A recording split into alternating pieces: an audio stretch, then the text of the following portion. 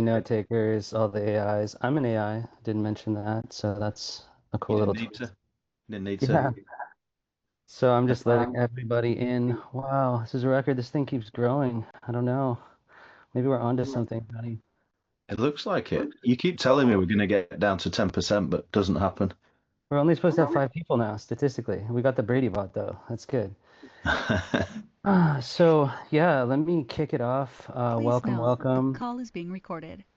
Thank you for noting that. Okay, well, hey, thanks Charles Needham for all the call-outs on Nicholas Taleb. We're big fans of the Black Swan and in is it Incerto and Certo?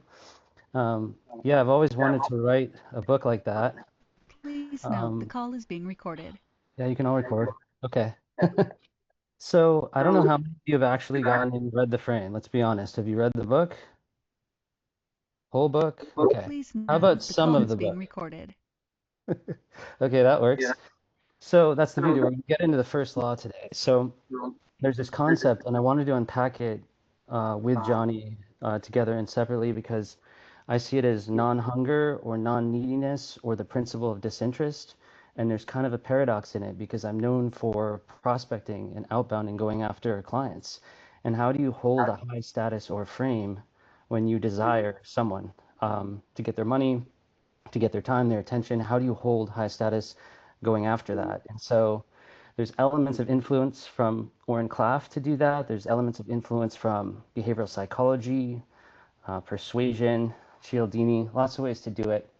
Um, I don't know how to like tell a good story from my 20s. Like I used to hang out like at night and my friends would dare me to go see how long I could go hold a conversation with like a group of girls in a nightclub. And they'd say, okay, if you can get like 10 seconds over there without getting rejected, we'll buy you a drink or something. So I had to go over there and talk to them and pretend to be disinterested and not be a puppy or, and it's the same when you're going after all these senior level executives or you're getting into deals or you're going to these high pressure situations. They have the goal, right? They have the profit and loss statement. They have the budget, and you have to really stay calm. And when you're contacting people over LinkedIn or you're cold calling people or any high stakes situation, you have to stay very cool and grounded. Now, there's two ways to do it. One, you do it enough times that you get dead inside and you don't feel it anymore. Like I'm in front of like over 50 of you, and I'm fairly calm because I grew up performing and doing this on stages and things. But it's still good. There's an electricity to it. So today is about non-hunger, disinterest, and how you go acquire business but stay calm. How do you do that? I don't know. Can we kick the the mic to the UK here? yeah. So I used to have someone's got a mic on, it's bouncing back. So I used to have a mantra. I used to put it on above my sales calls, above everything that I was doing, literally when I'm prospecting everything, which is you have nothing that I need. So the first thing in my head is this other person in front of me has nothing that I need or want. So that's kind of a mind frame of approaching it in terms of that. So I found that that helped to drill that home. But it's all about, as you said to me, Justin, yeah, but how do you enter a sales dialogue or enter a deal flow where you want this thing to close? Naturally, you do. And you're the one going and soliciting it. So how do you behave like you're not interested because they're not chasing you? So I think it's like, you always teach enter the conversation as though you belong there for a start. It's like an ongoing conversation. I'm not looking for a, hey, Justin, hope you're well. Thanks for the connection. I'm just straight into the conversation, which is jarring. And then I refuse to do anything that they expect. So whenever they ask me things like people will always rebut like, um, you know, what are you selling? What do you want? What can you do for me? You'll all see this in the DMs. So I'll respond, I'm selling nothing. I don't know you yet. Bang. Or, what do you want? I want nothing. This is just a conversation. So I stop it dead and reverse it quickly. So I take the power back in the conversation always. Do the same thing on sales calls. So if people say, tell me what you do, it's like, yeah, I'd love to, but before I can do it, I'd love to hear more about what you're working on. Let's make this relevant. So I always take the frame back. And it's just, we're exploring a fit. We're not priming a pitch. We're in no hurry to pitch. We're not being seen as someone who talks small and kind of follows up. So it's all the language stuff, kind of. I would never say, shall we find some time to talk? I would always say, I'm happy to extend some time to talk. So all my language and posturing is always based around, I'm the prize framing. So that's how I approach it in a, whistle stop couple of minutes. I think like a couple words of wisdom here is if you have your attention on yourself, that's a bit of a fail. So other orientation and getting your attention on the other person, and that's going to lead to curiosity, and that's going to lead to questions, and you're going to set yourself at ease by really opening it up. So let's open up the floor now. Maybe someone raise their hand or jump in. What is one way that you have been able to maintain a non-salesy frame or demeanor or raise your frame in a high stakes situation?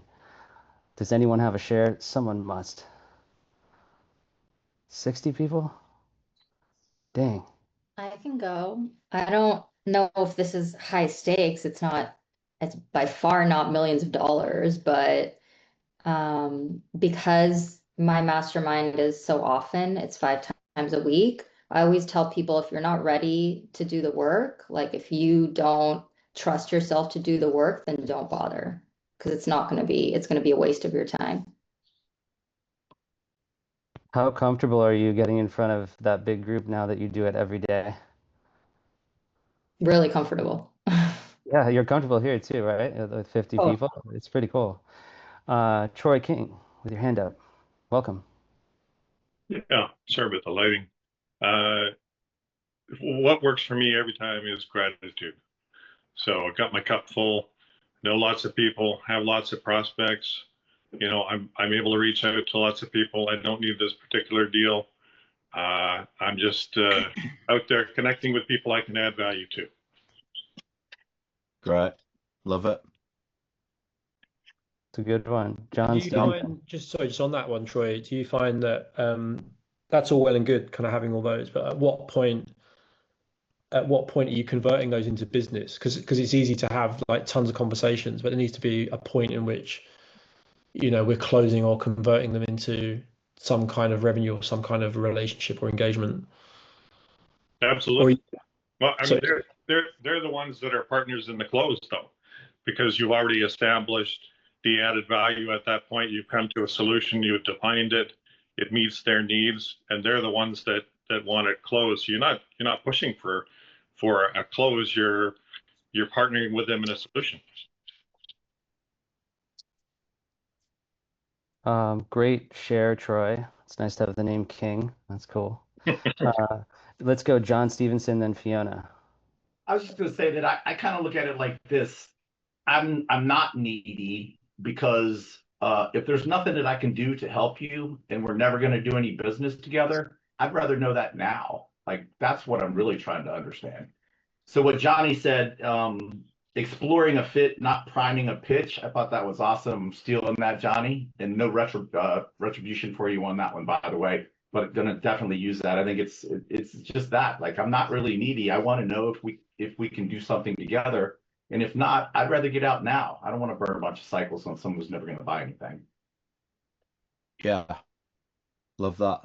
This always be disqualifying. Yeah, that's like Johnny's newsletter. He's like, every week I look at my client list and see, which prospects I can take off the calendar. So, I always joke with Johnny that he's like the Michael Caine because there's this movie of Michael Caine was this author and he's always like, shite every time. So it's like, and then I'll always do something and I'm like, I think it's Aston Martin and Johnny's like, it's Toyota. Okay. So Johnny's always keeping the theme for the room. Fiona, thank you for waiting so patiently. What's going on? So I've just done a complete rebrand, which has been so useful for Frame because there's nothing anymore that's the old me that was scared of speaking to people and being bold and telling it how it is and not being needy. And one of the things when I created my website is I took the book a call button out. And that felt kind of like, oh, but how are they going to get in touch with me kind of thing? And it's gone. They cannot book a call with me. They can fill in a form and apply for a conversation, but they can't book a call. And that felt it felt edgy, but I'm just loving it. Yeah. Is that on the profile? Is that on your LinkedIn profile or somewhere else? That's on my website, and on the LinkedIn profile, it's just go to my website. I haven't worked out how to get the form that's on my website onto my LinkedIn profile, but maybe that's not a problem. Yeah, off inbounds, it's great. It's a great idea to get it. Justin and I have had a lot of conversations about this, and you know, everybody who's worth the salt will get on inbound. Obviously, it's a little bit harder outbound when you want someone to jump through hoops, but I still do it in a kind of a different way. I post qualify, so I'll start to disqualify after they book. What we're talking about, why are we meeting? Why is this valuable to you? Right. But that's great. I love that because your time's precious. You can't just have people able to just take it at will. Yeah, that's kind of where I was at. It's like I'm not looking to sell a product, and I'm only looking to actually enroll a fairly small amount of people every year. So it's really about increasing the value of my conversations rather than scatterbombing. My analogy has gone from net fishing, which is how I used to approach it, to and then I went to line fishing, but I've been introduced by a fisherman to another thing, which is sight fishing, which is where you're picking a particular fish, and Wow. and that's where I'm at right now. Yeah. Simon's gonna hold something up. Simon, can we see your massive carp? How did I know?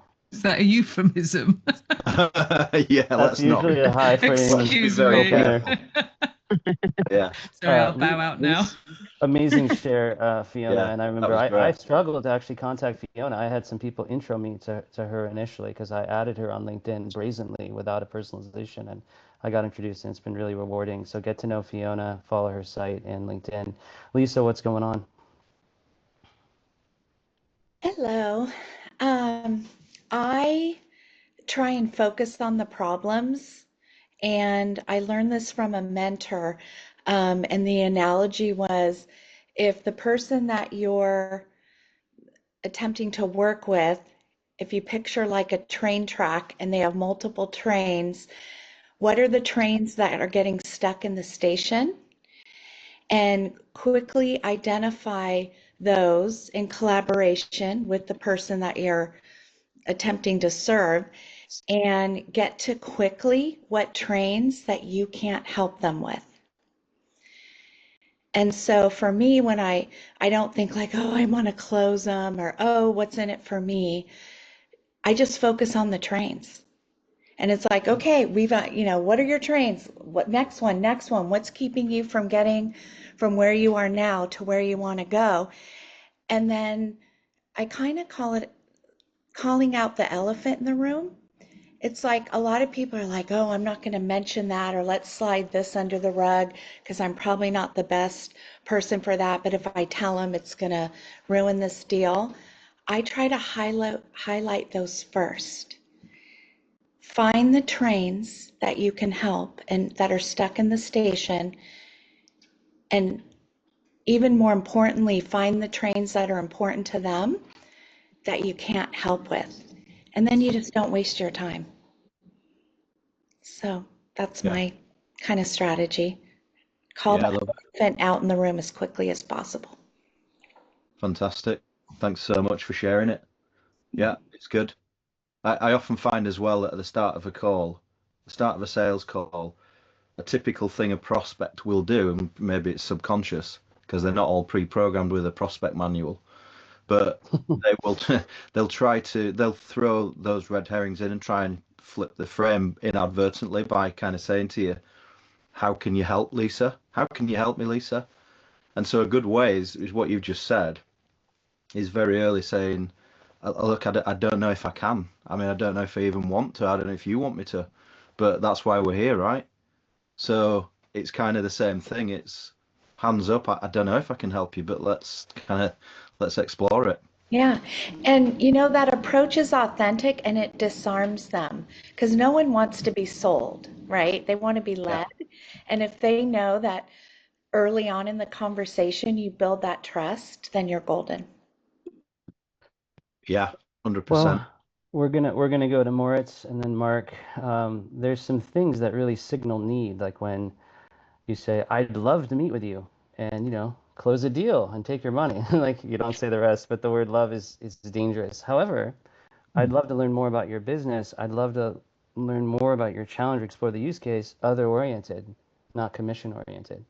And then also when someone finally says the beautiful yes, and they sign up, they got, Justin, I'm signing up for your coaching, and you go, yes, you can do your Disneyland dance or whatever, jump on the bed or something. Yeah, you got to stay cool. Yeah, So yeah. it's not that you're playing poker, but prospects are skittish, and you have to stay calm. And it's like death by a thousand cuts. Most people are going on LinkedIn, for example, being like, nice shoes, want to get married? Like, this is the vibe. It's all pitch slap. Moritz, haven't seen you in a while. Missed the video games. I know if I ask you. Nice shoes want to get married. That one's good. Nice No, shoes, Moritz. two brief stories. Number one, yesterday I had a meeting with a coach, and at the end he asks me, "Why do you think you would be a good client for me?" I was like, That's good. "Damn, that's Wow. good. I'm gonna steal that one." And like he was like, "Why do you think you would be a good client for me?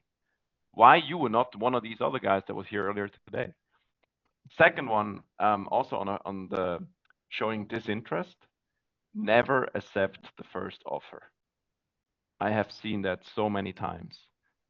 You receive an offer, could be work, whatever. Say thank you very much. I appreciate this. I'll think about it. I've seen people receive a second offer the next day without asking 15% higher. We're talking six figures. So never accept the first offer. Takes a lot of discipline, and you got to hold the frame in there. Sometimes you're in crisis mode, like your heart's racing, or you're in this high pressure situation. And great points, Moritz. Let's go to Mark. Mark was at SAP for a long time. He's doing financial literacy coaching and awesome stuff. And what's it like, Mark? I mean, you called CFOs all day, every day for years. I don't know how you do that. These are hard characters to reach. What's on your mind? Oh, you're on mute. Hey, Justin. Well, the thing is that I was really good at calling B2B and transitioning into B2C. It's a different animal. So I've had to adjust. But I think the thing that works for me is I've got severe purpose, severe meaning, and as it relates to corporate finance and translating it into the day-to-day messaging and motions of enterprise software reps. I know I've been in the arena, and about 85% of reps just haven't been taught this. So my focus is to get their attention, get their curiosity, and get their interest. And if I can do that, I have a chance to ping back and forth. And the goal, obviously, is to get them to the meeting. And I have fun with it. And it's okay because I know that can always circle back. If I stay with them, and circle back, within reasonable time periods, I have people saying, hey, I appreciate your persistence. And we pick up again. And then I do get them to a meeting. It's a numbers game, but I mean, earlier in my career, I sold education books door to door, working 80 hours a week, 6 days a week, 11 weeks during the summertime when I was at LSU. So I had a foundation of kind of what you were talking about, Justin. You just get kind of, frozen and you just keep on going. I mean, it's not that big a deal. Yeah. But obviously, there's got to be extreme focus. And the last thing I'll share is I've something that's really helped me is I've been posting a lot more, and not necessarily to give me an opportunity for inbound because I don't get many inbound, interesting enough. But when I prepare for a post early in the morning, and that's the way I do it, it really prepares my mindset and my messaging. And I feel really solid about it, when I'm actually pinging people during the day. But that is what has worked for me. And I'm human. I'm always in improving. And I'm just hungry. I love it. You have a great tonality, people are saying. So keep crushing it. So the theme, if you're just joining, we're talking about the principle of disinterest, non-neediness, I don't know if that's a word, non-hunger. Some have called this hunger theory. But the paradox is we still have to reach out and talk to people, but we don't need commission breath and we don't have to sound like we need them. I mean, we don't want to be monotone and so detached. Here's another one.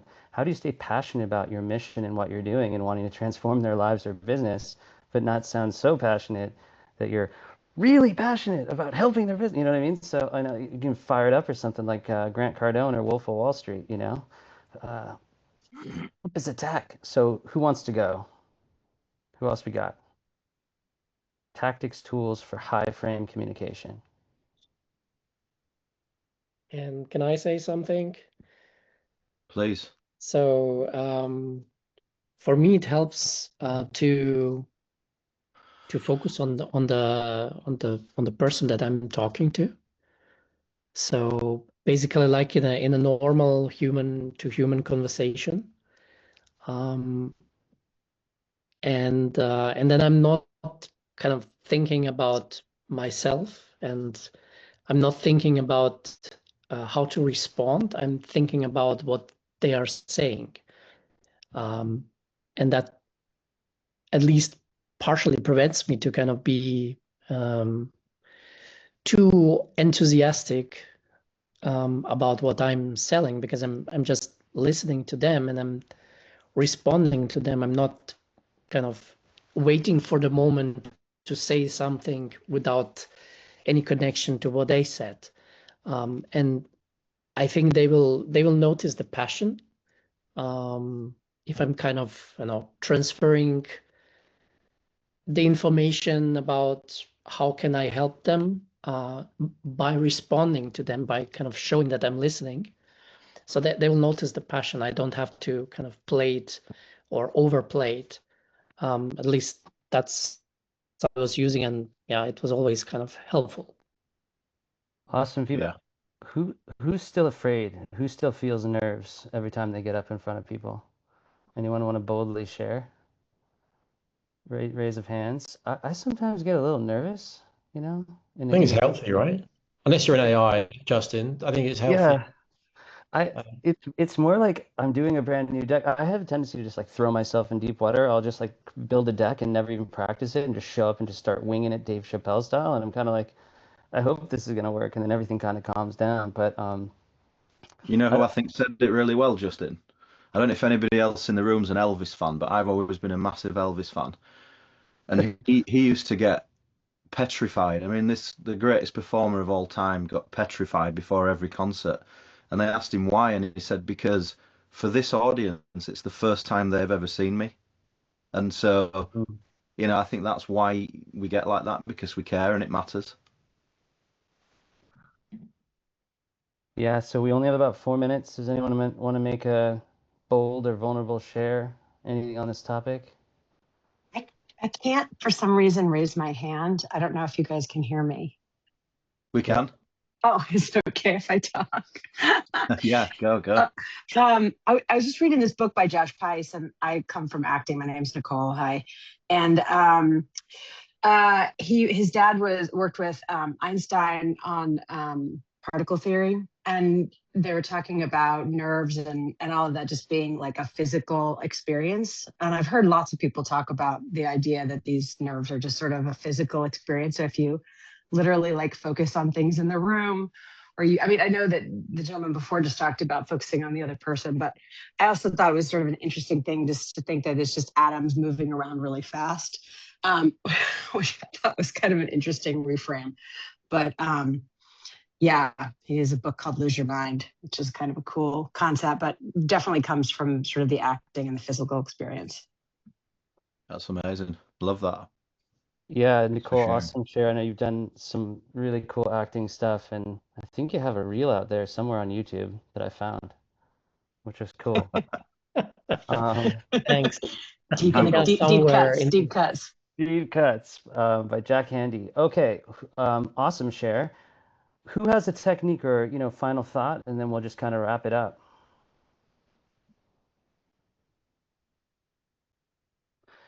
Yeah, so as you revisit the book, we got Mario coming in hot. You in Berlin today or Serbia or where are you in from? Man of the world.